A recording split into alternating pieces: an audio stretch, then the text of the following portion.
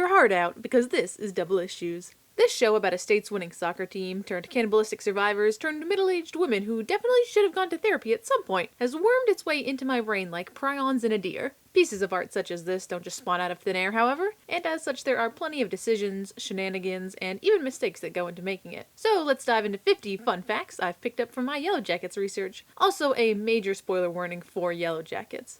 And Scream. And also Oedipus Rex.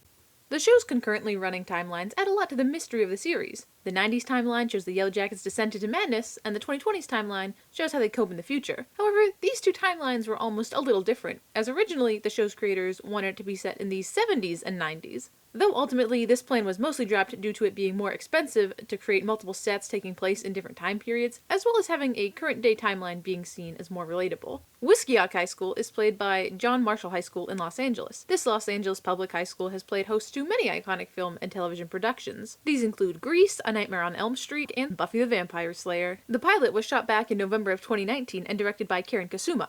A perfect fit, as Karen Kasuma also directed the 2009 cult classic Jennifer's Body. This already made her an expert on codependent female best friends and cannibalism. Two real-world stories partially inspired the show, including the Uruguayan Air Force Flight 571 crash, where an Uruguayan rugby team crashed in the Andes Mountains, which inspired the 1993 film Alive, as well as the Donner Party, a group of American settlers getting trapped in the Sierra Nevada mountains during winter while trying to make their way west. Both stories, unfortunately, including people stranded in the wilderness during winter and having to resort to cannibalism. The audience sees much of the story in Yellowjackets through Shauna's perspective, and she was the first character that was cast, her adult version at least, as Melanie Linsky, was the first actor brought aboard the project. Speaking of casting, many of the actresses auditioned for different roles than the ones they ended up getting casted in. Samantha Hanratty originally auditioned for the role of Natalie before being cast as Misty. Meanwhile, Liv Hewson, Sarah Desjardins, and Courtney Eaton auditioned for the role of Shauna. Jane Widdop, being the overachiever they are, auditioned for both Shauna and Lottie. The casting process to match younger and older actresses focused far less on their physical appearance than it did on their acting. This means that a number of actors needed to change their appearance to match. Sophie Nélisse, Samantha Hanratty, and Tawny Cypress all wear brown contacts to match their counterpart. Sophie Nélisse also has to dye her hair brown, as she's a natural blonde. Christina Ricci and Samantha Hanratty also both wear a curly blonde wig despite it matching neither of their natural hair. After the plane crash, their survivors are all left stranded in the Canadian wilderness, which is actually played by Panther Paintball and Airsoft Sports Park in British Columbia, where the crew really did lay out a replica crashed plane.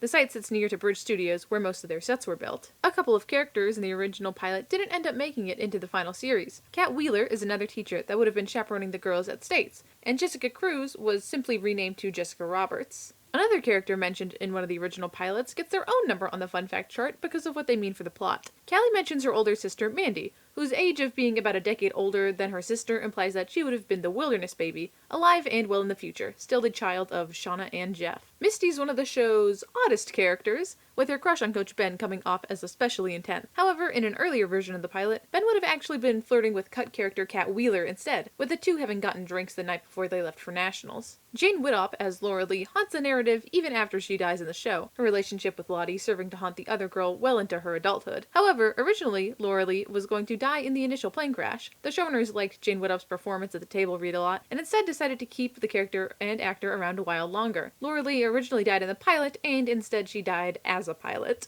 The initial Pit Girl scene sets the tone for the rest of the series, and poses a lot of questions with it. Who is the Pit Girl, and who are behind all those masks? We see Misty take off her mask, and no one else. Well, Samantha Hanratty was actually the only actor from the cast in the Pit Girl scene, not played by a stunt person. In the pilot episode, we see Lottie taking her medication before the team has to head off on their ill-fated flight. The bottle is labeled as Lexapine, a fictionalized version of the drug Loxapine, which is used to treat schizophrenia. They even have the correct amount to take, although she probably shouldn't have been drinking at the keg party. Van wasn't always meant to make it to adulthood, but after seeing Liv Hewson play Van in the pilot episode, especially seeing them make the choice to refill Van's red solo cup before the team huddle up, the showrunners decided to keep them around, and by proxy, further develop the Thaisa and Van romance. Yellowjackets is a show ripe with hidden details, but not every detail was actually a clue, and it's said a minor production error. We see that Adam Martin and Misty Quigley's cars have the same license plate number, a detail which was confirmed as an accident by the showrunners. The second episode of the show, F Sharp, shows the aftermath of the plane crash and the injuries that the group has attained as a result. Coach Martinez, for example, was thrown from the plane and into a tree branch. Kevin Alves, who plays Travis, really did climb up a 40-foot tree for the scene. He also used to be a professional figure skater, so the guy is for sure athletic. Jackie's journal is shown off when Shauna visits Miss Taylor's house for brunch. This journal is, however, a seeming anachronism. It references movies like Titanic, Bring It On, and American Beauty, which all came out after 1996, the year in which Jackie died. However, creator Ashley Lyle has confirmed that this is no mistake and instead an effect of Shauna's survivor's guilt.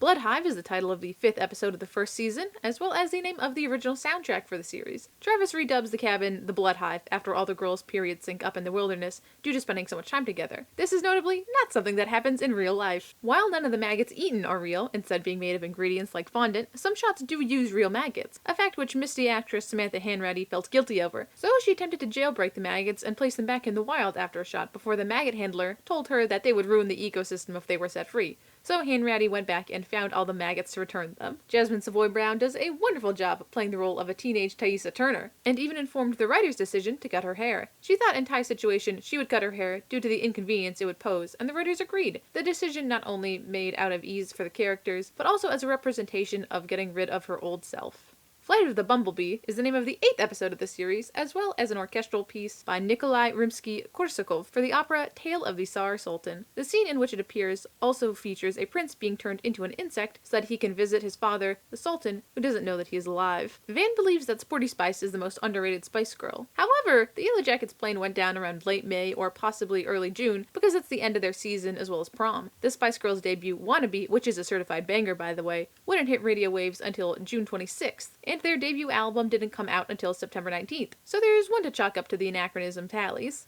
Javi and Adam could have been the same character. I know, just jumping into that one. The writers considered making Javi return as Adam to torment Shauna, though they ultimately decided that while it would make for a crazy moment of shock, it wouldn't feel very narratively fulfilling. The two characters' parallels include being artists and Adam's back tattoo of a rather wilderness-like scene. Sic transit gloria mundi is the title of the season 1 finale, a Latin phrase that translates to thus passes the glory of the world, or passes away worldly renown. It is used in the coronation of a new pope. Jackie's death perfectly bookmarks the teen timeline in season 1, and the subsequent consumption of her body is one of the most memorable scenes in the whole show. Jackie's corpse is made of jackfruit, which the cast called Jackie fruit. The skin was also made of maple syrup and crispy rice paper. Delish. The August 2022 Hollywood Reporter magazine featured Melanie Lynskey, Juliette Lewis, Tawny Cypress, and Christina Ricci on its cover, where they are all boasted as survivors of Hollywood. The season 9 premiere of Celebrity Family Feud stars the Yellowjackets and pits, full pun intended, the older cast against the younger one, with the addition of Ashley Lyle. Both teams were playing for donations to GLAAD, the world's largest LGBTQ media advocacy organization.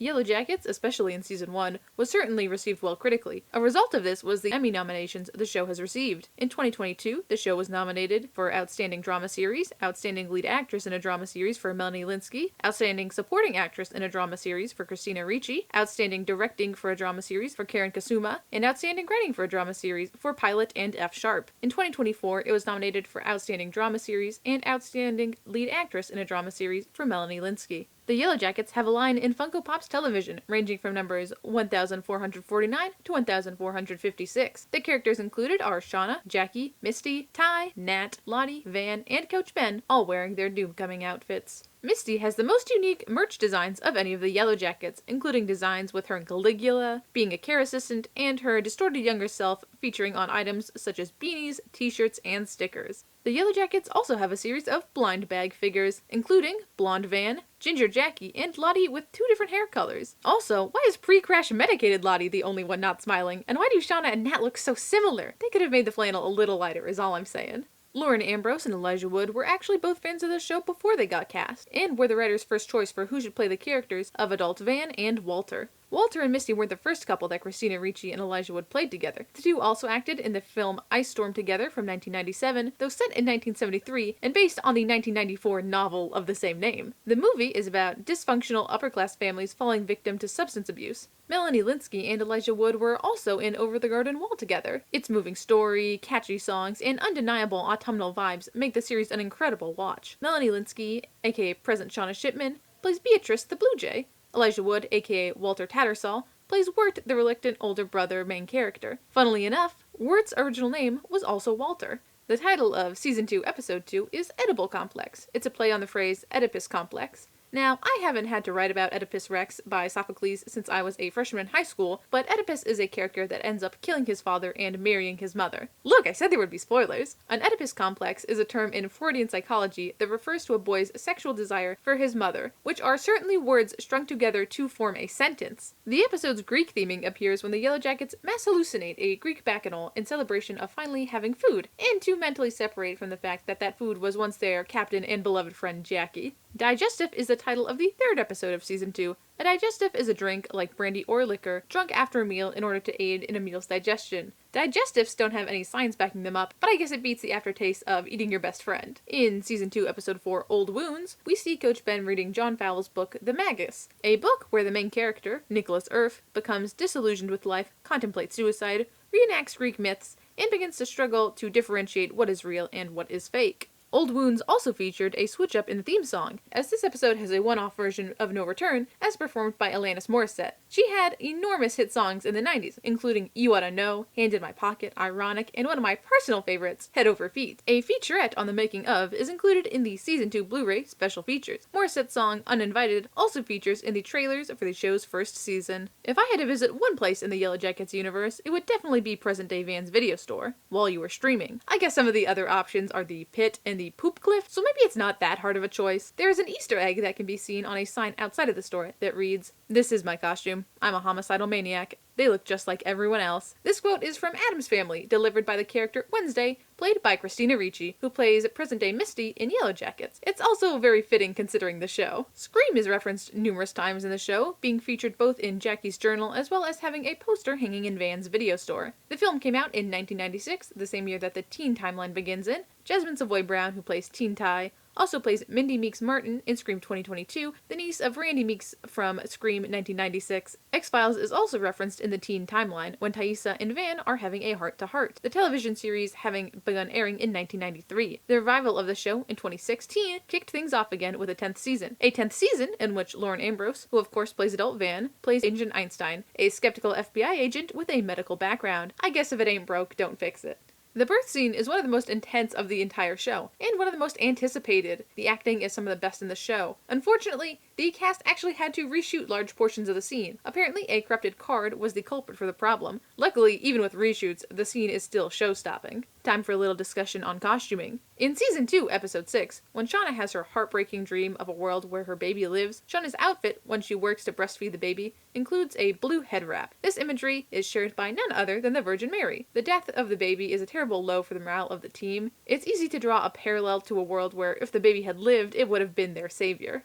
In one of the show's more bonger scenes, Misty gets a dream sequence that helps her confront her feelings about Walter. She dreams of a musical number where her African gray parrot Caligula is a mascot and dances with Walter. At the end of this sequence, Walter dials a message to Misty over the phone in Morse code. The Morse code spells out, "I love you." Misty's hallucination of her bird turning into a human man with a beak who performs a musical number in a mascot costume alongside Elijah Wood is certainly a standout moment in the show. The dance number we see on screen, however, isn't the entirety of the one that was rehearsed, as Christina Ricci also filmed some of the dance choreography. It was ultimately cut from the final episode, which Ricci credits to her poor dancing skills. Florence and the Machine, whose hits include songs such as Dog Days Are Over, Spectrum, Seven Devils, and Shake It Out, recorded a cover of the song Just a Girl, originally performed by No Doubt for Yellowjackets Season 2 promotional material. Their song Free was also featured in the episode Burial. The credit song of that episode is Dream Girl Evil, a song that Florence Welch stated was inspired by watching the show Yellowjackets. A real full circle moment. One of the most tense scenes of the show, and that is saying something, is in Season 2, Episode 8, when everyone draws their cards to see who will be the sacrifice. The Queen of Hearts is a death sentence to feed the rest of the group. Starving to death is a serious threat. Obviously, the writers assigned who would draw the Queen of Hearts,